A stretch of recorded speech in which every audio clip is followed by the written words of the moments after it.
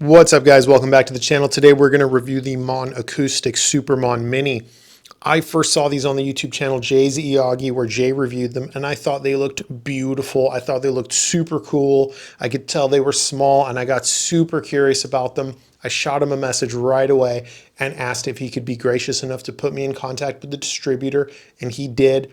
Turns out the distributor for Mon Acoustics lives fairly close to me, so I was able to just drive down and meet them and get my hands on this review sample.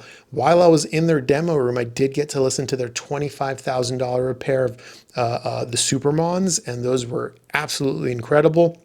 Obviously, I don't have those here for review. Those are fairly heavy bookshelf speakers, and I can't review speakers that are that big and heavy and expensive. So we got the Super Mon Minis here, $2 a pair. We'll do this review the same way we generally do. I'll throw the main specs on screen so you guys can check that out. I'll tell you about some standout features. I'll tell you what the speakers sound like. We'll do some comparisons, then we'll wrap it up. First and foremost, if you haven't already, please watch Jay's review on his channel, Jay's Oyaide. He did a fantastic job, and his video quality is much better than mine. I'm also going to leave a link in the description below for a video that showcases the manufacturing process of this speaker because it's quite special and I think you should check that out. So, standout features. We have a machined billet aluminum front and rear plate for the cabinet. The side pieces look to be extrude honed aluminum to me. The driver configuration is isobaric, meaning that each speaker has a total of 3 drivers, the tweeter being 1, and then 2 of the drivers you see here. Only one is visible, and that's the one you see. The second one is right behind it in a magnet to cone configuration. Both are powered. Rear driver loads the port. The airspace between the 2 drivers is sealed. That's an isobaric configuration. Why would you do that? It's such an expensive way to build a speaker. Well, what it allows you to do is have a very, very small cabinet without sacrificing efficiency. This speaker I found to be fairly easy to drive, especially for the size. Around back, we just have the port. We also have a pair of really nice binding posts, and that rounds out the design. The tweeter is designed specific to Mon Acoustics. I believe they designed that in-house, and it sounds absolutely fantastic. So let's get into the listening impressions. Starting with the treble, it's going to be on the forward side of neutral. It's going to give you lots of air, lots of sparkle, lots of clarity, lots of depth and dimension into the recording. Note-to-note distinction in the treble region is impeccable, easily on par with speakers costing, $5, $6, $7, $10,000 even, and I'm not exaggerating. I do own the Focal Kanta No1. Those are $8,000 a pair. Treble separation on the Super Mon Mini is better than my Focal Kanta No1. It is what it is, guys. A product rarely punches that much above its weight, but when it does, and I'm going to tell you. But stay with me. This video is going to have a lot of context. Don't just run out and buy these because I told you the treble's better than the Kanta No1, okay? There's a few caveats you need to know about, okay? And we'll get to that in a second. So again, treble separation, absolutely amazing. If you're listening to a violin, for example, and that violinist is going real quick with that bow, every single change in direction is so clear, it's so distinct, with a sense of realism that is absolutely stunning and unheard of in this price category. I understand that it may sound like I am somewhat overselling these or exaggerating, but please rest assured I am not exaggerating one bit. I am describing these as accurately to you as I can. The treble region simply is that good. Moving down to the mid-range, this is another area where the speaker absolutely punches above its weight in a very strong way. The vocal performance of this speaker is better than literally anything in this price category, and again rivals speakers costing much more, and again besting my Focal Kanta No1. The vocal region has so much air and space around it. It projects into the room in a forward manner with such a sense of realism and detail to the human voice. It is truly breathtaking. Now, that's not a phrase I generally say, breathtaking. It sounds very feminine, but I don't know what else to say. I don't know how else to describe it. And look, don't get me wrong, my Focal Kanta No1 are amazing with vocals. They're incredible. It's a very good speaker. It's $8,000 a pair. This is better with vocals. It's simply just that. Now, there are some areas where it is a little bit different. Obviously, there's this massive size difference. So something as large as the Focal Kanta No1 is going to have a much fuller sounding mid-range. But if we're talking about just vocals, the Super Mon Mini by Mon Acoustics easily competes with speakers costing $10,000. Mid-range and treble, without a doubt. Let's talk about bass real quick. Moving down to the bass region, this is a really small speaker, guys. I mean, as you can see, this bad boy is tiny. It's smaller than the PSB Imagine Mini. It's smaller than the Silverline Minuet Supreme Plus. This is a small speaker. It's not going to have a lot of bass, and that brings us to the first caveat. A subwoofer is going to be mandatory if you want to experience full range sound. While I told you, yes, this can best my Focal Kanta No1 from the mid-range on up, and that's absolutely true, the Focal Kanta No1 will have a much fuller sense of scale, much more bass, a much fuller sound overall. So a subwoofer is mandatory. And I know what some of you are thinking. Well, Nemo, can't I just add a subwoofer and then still for less money have a speaker that outperforms the Focal Kanta No1? Yes, you can, and we're going to get into that. Let's talk about subwoofer pairing real quick. A speaker this small is going to have a driver that can move very quickly with excellent start-stop behavior and very good transient response. You need to be very careful with what subwoofer you pair to it. I'm going to tell you a few subwoofers that paired extremely well. First, Rel T7X, I used a pair. It sounded fantastic. You do have to set the crossover fairly high, and it's going to take some fiddling to really get it dialed in, because when you're blending that high, it's got to be perfect. The Rel T7X is a warmer sounding subwoofer, so if that's what you're into, you're going to love that pairing. Maybe you don't want a warmer sounding subwoofer. You want something that's just all about accuracy and precision. Well, then you're going to want something like the Rhythmic F12 SE. That was another absolutely outstanding pairing and some of the best mid-bass articulation I've heard. The Rhythmic F12 SE is a fantastic subwoofer. I only had one here. I would still recommend a pair if you're going to be pairing them with these speakers, because you're blending so high. Figure 100 hertz. Localization will become an issue even with some of the best subwoofers in the world. You absolutely want to pair it. Let's say, Rel's warmth isn't for you, Rhythmic's accuracy isn't for you. You just want something that can pound and slam and be insanely dynamic, strong, powerful, and heavy-handed. JL Audio E110. I was not expecting this to be such a good pairing. The JL Audio E110 has a heavier tone to it, and sometimes can crush just a little bit of detail, but it has a lot of SQ characteristics. Notably, its transient response and note-to-note distinction are incredibly good. It also has a built-in crossover that lets you high pass to the main speakers and low pass to the subwoofer, and I did utilize that, and the pairing was absolutely outstanding. It was actually, in many ways, my favorite pairing. Just because, like with the Mon Acoustic Super Mon Mini, you have that like mid-range that makes you go like, whoa. You have that treble separation that makes you go, whoa. You add a JL Audio E110, you have that crazy aggressive bass that makes you go, whoa. And from top to bottom, it's the speaker that just like captivates you and gets your attention and is just incredibly impressive overall. Now, obviously, my personal taste in bass does lean towards more SQ-focused subwoofers. So if this was a setup I was owning or keeping, would I probably instead go for more the Rel T7X or Rhythmic F12 SE in the long term? Yes, that's probably what I would do in the long term. However, if your taste in bass is more that heavy-handed bass, the JL Audio E110 was an absolutely fantastic match. Now, do be careful with other subwoofers. There are a lot of other fantastic subwoofers out there. That doesn't mean they're going to pair well with the Super Mon Mini. Not many subwoofers can blend that high up in a stereo configuration. Look, I know it's common for the theater guys to cross over at 80 hertz, and they swear up and down it's a seamless crossover, and it might be, but you got to remember those guys are using like tons of DSP. Their whole system is DSP to high hell. That's not what we're going to do here. The Super Mon Mini by Mon Acoustics is such a resolving speaker. Mark my words, you try to DSP this thing, and you're going to hear that DSP. And that brings us to caveat number 2. This is a proper and true high-end speaker in the truest sense of the word, simply minus the bass region. And that means it will show off poorly recorded music or just poor equipment pairings. If you don't have a high-end amplifier, you're going to hear it. If you have a DAC upstream, that maybe doesn't have the best like distortion figures, you're going to hear it.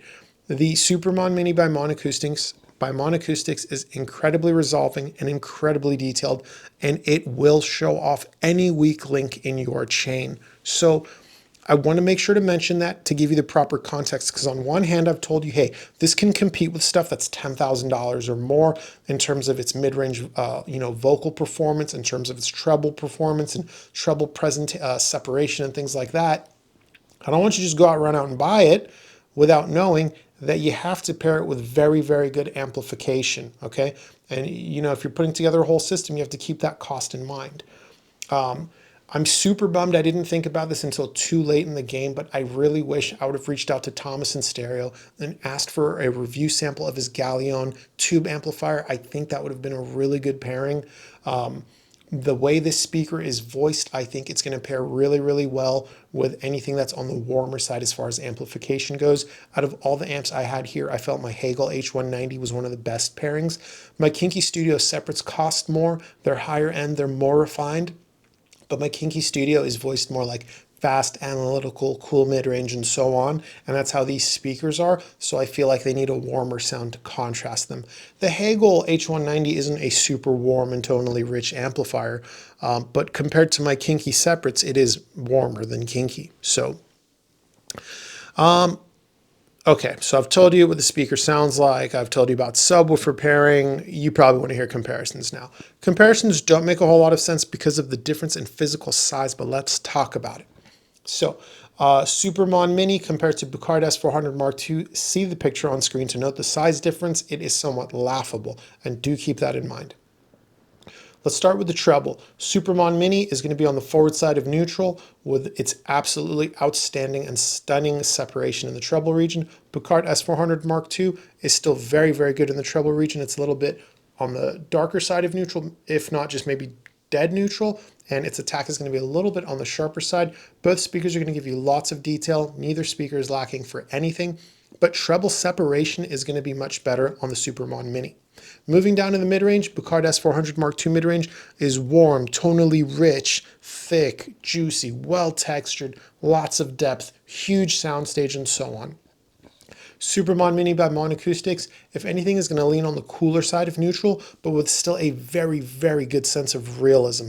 That's really the amazing combination they were able to accomplish here. The mid-range isn't necessarily warm or tonally rich, or like velvety or whatever.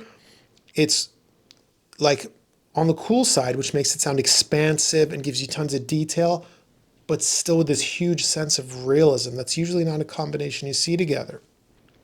Bucard S400 Mark II being much larger, however, its mid-range is going to sound much fuller when you're listening to like a guitar, for example. An acoustic guitar is going to sound much fuller and much realer on the larger S400 Mark II than it would on the Super Mon Mini by Mon Acoustics. Moving down to the bass region, it's night and day. This comparison stops making sense the minute you start talking about bass.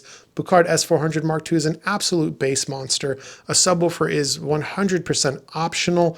The bass is tight, fast, articulate with fantastic note-to-note distinction. It's the best bass you can get for a speaker costing $2,000. Super Mon Mini by Mon Acoustics absolutely requires a subwoofer, pushing its price up easily to double. So, now some of you might be wondering, well, what happens when you pair the Super Mon Mini with a subwoofer? Then how does it compare to a speaker? Okay, we've just raised its price, so let's compare it to a speaker that costs more. Let's compare the Super Mon Mini with a pair of subwoofers.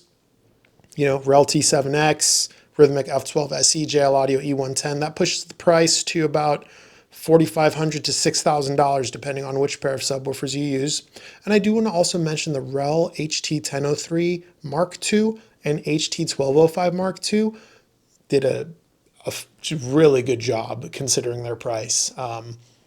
If you want to buy these and you don't have much budget for a subwoofer, I would go ahead and say the HT1003 Mark II is the cheapest subwoofer that'll still pair reasonably well with these speakers. Of course, Series TX is going to have that better mid-bass region, be able to blend just a little bit better.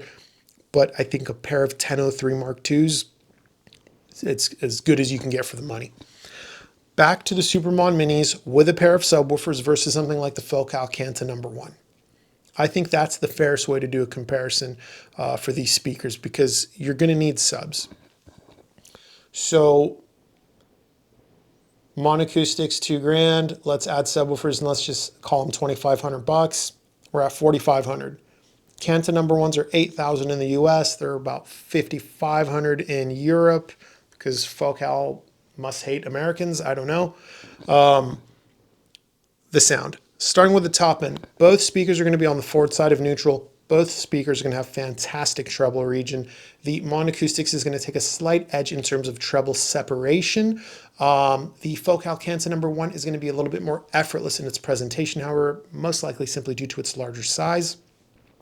I would say neither one is better than the other in terms of treble. They're fairly even. They're just a little bit different. Again, Monacoustics, a little bit better treble separation. Focal Kanta #1, a little bit more effortless with its treble presentation. Mid-range, both on the cooler side of neutral. Kanta #1 is going to be a much fuller sound, even with the subwoofers paired with the Super Mon Mini. Super Mon Mini, again, is going to give you that better vocal performance, that bigger sense of realism. That singer is going to have more air and space around them, whether it's a male or female. They're going to be pushed into the room in a way that is going to give you goosebumps. You're going to hear the inflections in the vocal cords. I mean, guys, you got to hear it. It's incredible. Focal Kanta #1 cannot match the Super Mon Mini in terms of what it can do with the human voice. But bass guitar or guitar string or acoustic guitar, instruments like body and weight, even with subwoofers, the Kanta #1 will be more convincing because remember, subwoofers are going to blend up, say 100, 120 hertz. They can't get into 500 hertz, 300 hertz, right? In those regions, the much larger Kanta #1 is going to have more body, more fullness to its sound. So the mid-range of the Super Mon Mini may, no matter what you do, no matter how good a subwoofers you use, it still might sound just a little bit thin compared to a fuller size bookshelf speaker. But the trade-off you get for that, that vocal performance that is to die for. Moving down to the bass, Focal Kanta #1 with no subwoofers versus the Super Mon Mini with the subwoofers. Obviously, the bass of the Kanta #1 is very good. It's tight, it's articulate, killer note-to-note distinction. But overall output, slam, and extension, the Super Mon Mini with subwoofers is going to take an easy win. So do with that information what you will. At the end of the day, here's the takeaway with the Super Mon Minis. It's a fantastic speaker if you know what you're doing. If you're willing to spend what it takes on amplification to make them sound their best because you want to treat them like a proper high-end speaker because they are. They're just small ones, right? You understand that you're not going to be able to listen to poor recordings like Cradle of Filth or just like anything that's poorly recorded. And that might mean some of your favorite songs sometimes. It is what it is, right? Maybe you listen to more jazz, singer-songwriter, things like that. You're going to love these. You got good amps. You have an expensive DAC. You're not scared to spend money to make these sound fantastic. You're going to love them. And look, that's not to say these don't sound good just on like an Hagel H190 using Tidal Connect. They still sound fantastic. Everything I told you about the vocal presentation is still there. Everything I told you about the top end is still there. It's absolutely fantastic. But even a Hagel H190, it's not an affordable amplifier. It's $4,500, right? So keep that in mind. You would not want to use something like an Iota VX SA3 or Emotiva TA1. I love those amplifiers, but you would not do that. You do not want to do that. Just trust me on that. So that's the takeaway, guys. Fantastic speaker. If you're willing to pair it with a subwoofer, with a pair of subwoofers, you're aware of your all-in cost, and you want to do that, I highly recommend them. They're incredible. What they do with the human voice, until you hear it, it's just one of those things, real hard to explain, guys. If you have any questions, this channel does have a free Discord. Link is in the description. Don't forget to watch the video I told you about at the beginning where it shows the manufacturing process for these speakers. It is super cool to watch. And again, these are built unlike anything else in the market at this price point. If you have any questions, let's chat about it. Until next time, later.